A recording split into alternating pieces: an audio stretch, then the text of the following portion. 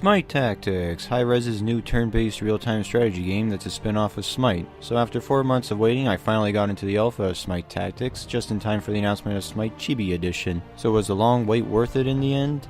Yeah, not really, no. Well, that's a bit unfair, but from what I have been presented is quite underwhelming to say the least. That's not to say the idea of a turn-based real-time strategy game based on Smite is a bad one. I actually quite like the idea. Where Tactics falls short is in its execution. Okay, so a quick disclaimer before we start this review. I am more than aware that this is all alpha footage, and I'm also certain that most of my complaints will be fixed when the game is officially released. That said, I'm still going to give my opinions on the game since there is probably something Hi-Rez overlooked that would make the overall experience better. Alright, let's start this shit. Tactics plays similar to the Fire Emblem or Advance Wars game series where there's two teams that move along a boxed grid and the goal is to kill the enemy leader before the opponent kills yours. Now Smite Tactics adds an extra element by adding in a Hearthstone card game mechanic. Now this may sound dumb, but it actually works since RTS games are all about methodical strategy and card games like Hearthstone follow the same line of thought.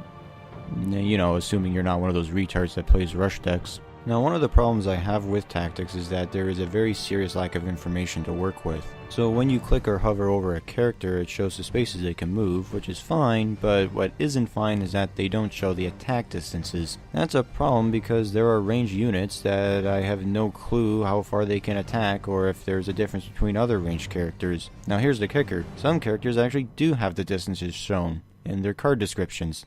Why? Why do some have it listed but others don't? Why don't they just have the attack distances shown with the movement distance? You know, like how Fire Emblem does it. Seems like this would be an extremely easy fix, but it isn't even looked at. Yeah, this is a pretty big sticking point for me since when it comes to card text and behaviors, you need to be consistent so players know how to counterplay around certain situations. This is just sloppy craftsmanship. Yeah, there's no real excuse for this, even for the alpha testing phase. This is pretty fucking bad. I would highly recommend that this is top priority for Hi-Rez to fix before it's released to open beta. Well, that's about it for the main combat, since a surprising amount of Smite Tactics is focused on the card mechanics. Like I said earlier, the card portion plays like Hearthstone, so you start with 2 mana and you gain an extra mana each turn to play cards. Whenever minions attack each other, they always exchange damage, unless a ranged minion attacks a melee character out of their range. Also, some cards have extra abilities that cost mana to use, so yeah, it's pretty straightforward to understand for the most part, but there are a few things here and there.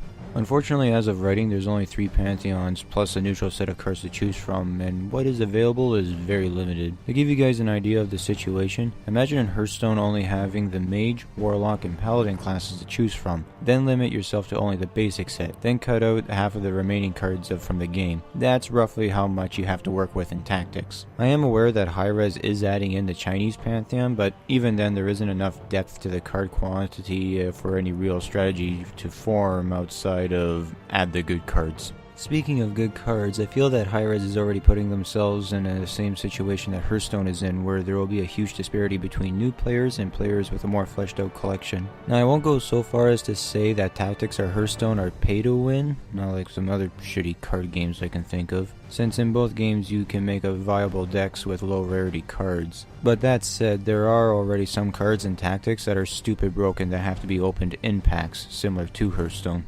The only other thing to mention about the cards is the keywords. Now for the most part the keywords descriptions are fine, they mention the keyword and give a nicely detailed description of what exactly it does in game. The problem I have is specifically with the keywords ability power and forge. I legitimately have no clue as to what these keywords do, and apparently neither does the game.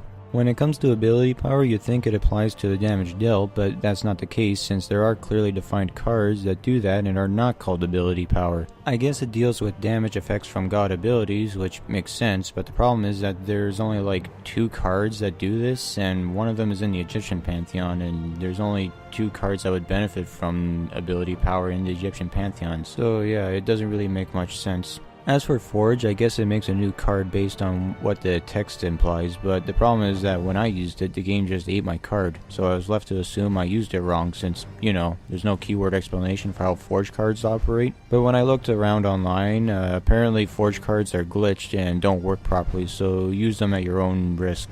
I guess I should mention some glitches I ran into while playing Smite Tactics. I mean, what use is an alpha tester if I don't, right? So a common one that happens without fail is that during queue time, before it loads me in, it gives me the chance to pick a deck and queue again, even though I don't think it technically does anything. Then afterwards, it flattens the map to a few lines, or it shows the square grid of the map we're playing on. The game also kicks both players out of a match before the game begins from time to time, and there was this one time where it loaded me into a match with no opponent. That was fun. The last thing Smite Tactics needs to do is to better present itself. Right now there's no real flair for opening or playing cards, and a lot of temporary art for cards. Like, a lot of temporary art. And it's for cards that don't make sense for there to be temporary art. Like with Rod of Tabuti or Gem of Crippling Depression. But more importantly, why does Mana Potion look like this? Why? I do have hope that Hi-Rez will eventually make the final product look and play a lot better on release. I mean, have you seen Smite during Season 0? Shit was so bad it looked like a poorly rendered PS1 cutscene, so I trust things will look a lot better by the final release. If Hi-Rez does take into consideration my points, this could very easily be a 7 or an 8 out of 10 game, but as stands, the alpha is getting a 5 out of 10 for me. There's just not enough here to recommend to people or to overlook some of Tactics' more glaring issues. Doesn't necessarily mean I didn't enjoy playing the game, but I do expect better from Hi-Rez, and this was pretty disappointing. Now to wait another 4 months for me to get into the chibi Smite game alpha. Ooh baby.